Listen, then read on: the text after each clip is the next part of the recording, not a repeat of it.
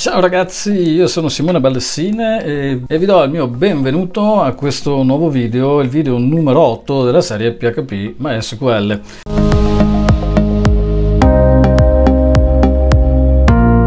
Allora, di cosa parliamo oggi? Beh, innanzitutto dovete connettervi a un database e vi invito a fare queste operazioni attraverso l'esercizio di settimana scorsa.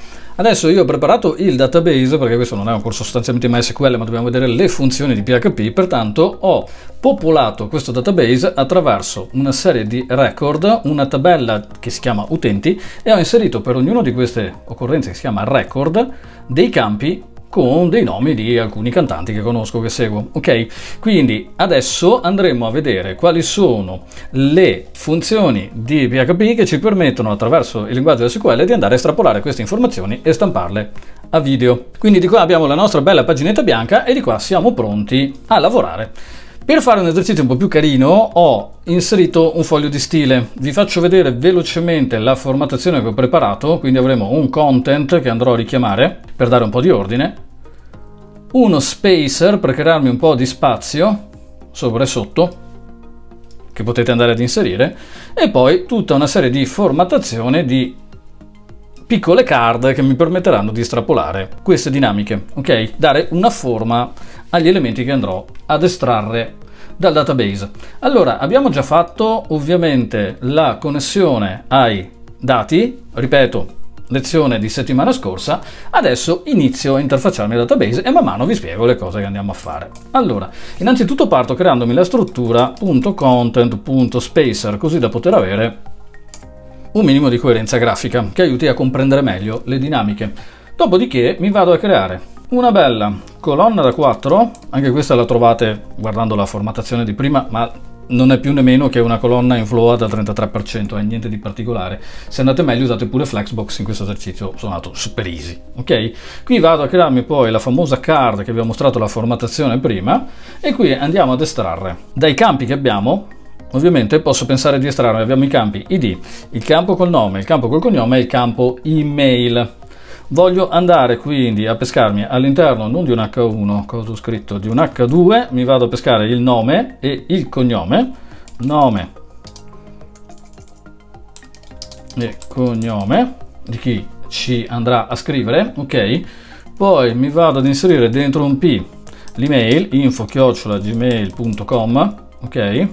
Dopodiché andrò a mettermi un piccolo divisore che mi crea uno spazio di una quarantina di pixel, ok, di padding, e andrò ad inserirmi un link che voglio trasformare in un link dinamico che manderà ad un'altra pagina, ok, un'ipotetica page.php che ancora non c'è, che andremo a creare nell'esercizio, nell'ultimo esercizio di questa serie che vedremo la prossima settimana, ok? Quindi qua vado a scrivere tipo vai al post, vai alla scheda, vai a quello che è. Cioè l'idea è quella di andare a recuperare qui all'inizio, ok, tutti i nomi dei cantanti che ho inserito, le loro email e un pulsantino che mi mandi poi ad un'altra pagina dove vado a vedere la singola scheda dove ci sarà anche la descrizione del cantante. Cioè il giochino è questo qua, cioè una semplicissima e basicissima relazione che ci permette di capire come comunicano i nostri siti web con le query SQL e PHP, agganciandosi al database a cui ci siamo connessi, ok? Cercherò di essere un po' più chiaro adesso durante l'esercizio.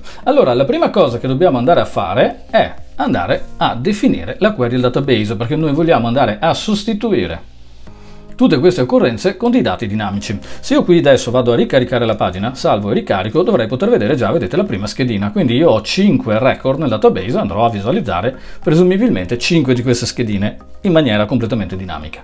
Allora partiamo e andiamo, posso farlo già qui, ad aprire PHP e mi vado a creare una variabile che chiamerò $query, uguale operatore che associa, e qui vado a stampare adesso quella che sarà la mia query SQL. Allora, gli dirò select. Le query SQL vanno scritte in maiuscolo, sempre per convenzione, anche se le scrivete in minuscolo funzionano perfettamente, ma insomma facciamo i professionisti. Select all, asterisco, seleziona tutto, from nome della tabella. Allora il nostro database si chiamava db_1, la nostra tabella si chiama utenti e vado a salvare. Questa è la mia query, ok? Né più né meno. Vado ora a riaprire PHP e vado a fare la vera e propria richiesta di invio della query. Uguale, dalla classe istanziata nella variabile $mysql, scritto giusto? li, vado ad estrarre il metodo query. Qual è la variabile istanziata? Quello che abbiamo istanziato per i parametri di connessione che abbiamo visto nella lezione scorsa. Dentro query, dentro questo metodo, gli dico ok, qual è l'istruzione che devo andare ad inviare al database? Guarda, è quella che ti ho riversato nella variabile appena sopra, questa qui. Per poter estrarre i miei dati però adesso devo lanciare un ciclo, perché si tratta di andare a iterare all'interno di più record presenti nel database e andare a dirgli while.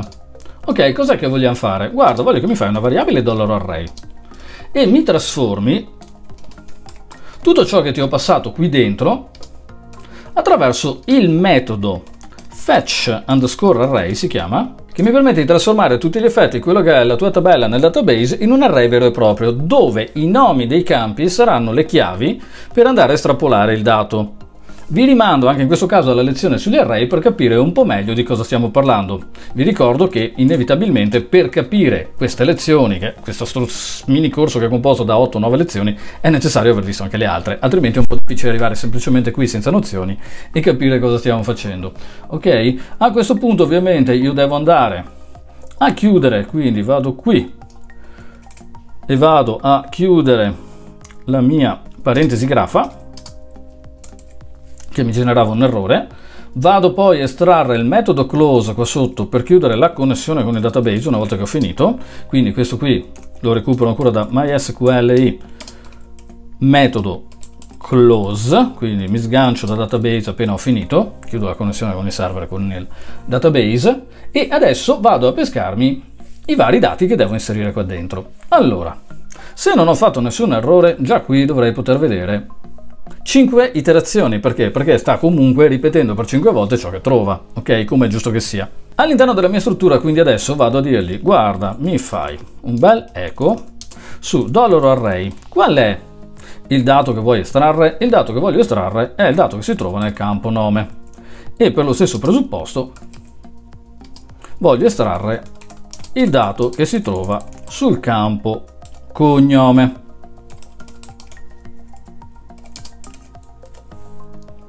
Ok, campo della tabella del database, array che ho creato attraverso questo metodo, andando a inviare una query al database. Non penso ci sia un modo più semplice di spiegarvi questa cosa. Allora, se già vado a ricaricare, dovrei avere, vedete, i nomi corretti che sto andando a pescare. Per lo stesso presupposto, ovviamente, posso andare a recuperarmi gli indirizzi email. Il campo in questione si chiama email. Ce l'abbiamo, benissimo. Il campo in questione si chiama email e anche qui potrò avere le email. E ce l'abbiamo fatta. Adesso devo solamente creare il link dinamico. Come creo il link dinamico? Il link dinamico si crea attraverso il campo ID, che è quel campo di relazione che permette di identificare in maniera univoca quel singolo record nel database. Allora, punto di domanda, potrei andare a scrivere user, creando una variabile, user uguale, anche qui ovviamente vi rimando alla lezione sui form per capire questa parte, e qui dentro vado a stamparmi con PHP il nome dell'utente, che quindi sarà, avevo preso anche queste, voilà. Ok, mi sembra che è tutto corretto, id underscore utente. In questo modo, nel momento in cui vado a ricaricare, e potete andare a vedere qua sotto, vedete, no, non mi sta leggendo lo user, come mai? $array id underscore utente, perché non me lo stampa?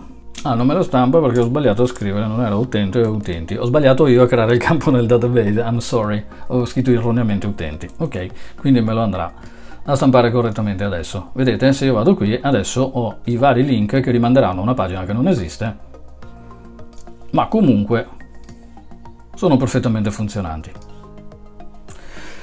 Ultima cosa che vi faccio vedere è l'ordinamento, perché in questo momento noi stiamo estrapolando i record direttamente dal primo all'ultimo. Ovviamente se questa qui fosse una query per degli articoli, sarebbe molto più corretto leggerli al contrario, ok? Come si fa a leggerli al contrario? Beh, possiamo aggiungere una piccola, anzi come si dice, potremmo potenziare la query inserendo un order by, ok? E andare a pescare attraverso l'id underscore utenti, in questo caso, dato che ho sbagliato, in modalità desc, quindi decrescente. In questo modo lui andrà a pescare l'id e ce li mostrerà al contrario. E quindi in questo caso, se questi fossero articoli, avremo l'ultimo articolo per primo e il primo articolo per ultimo, ok? Allora, questo è quanto per la metodologia con cui andiamo a pescare e recuperare attraverso PHP e le query SQL dei dati all'interno di un database appunto SQL. Ovviamente non vi ho mostrato come si fanno a creare le occorrenze all'interno del database, ma è una cosa che potete imparare in maniera molto semplice, ci sono 1 miliardo di tutorial su YouTube. Ho preferito, essendo questo un corso di PHP, dedicare più tempo alla query per non fare dei video troppo lunghi, ok? Quindi comunque anche lavorando in WordPress i database si riempiono in automatico, i record si vengono a generare automaticamente una volta che avete fatto l'installazione, ok? Quindi questa tutto sommato è la parte minore. Noi ci vediamo la prossima settimana con l'ultimo video, dove andremo a cliccare qui e a crearci quindi l'altra paginetta che ci permetterà di andare a vedere la scheda del singolo utente. È tutto ragazzi, vi ringrazio per avermi seguito, ci vediamo alla prossima, see you next time!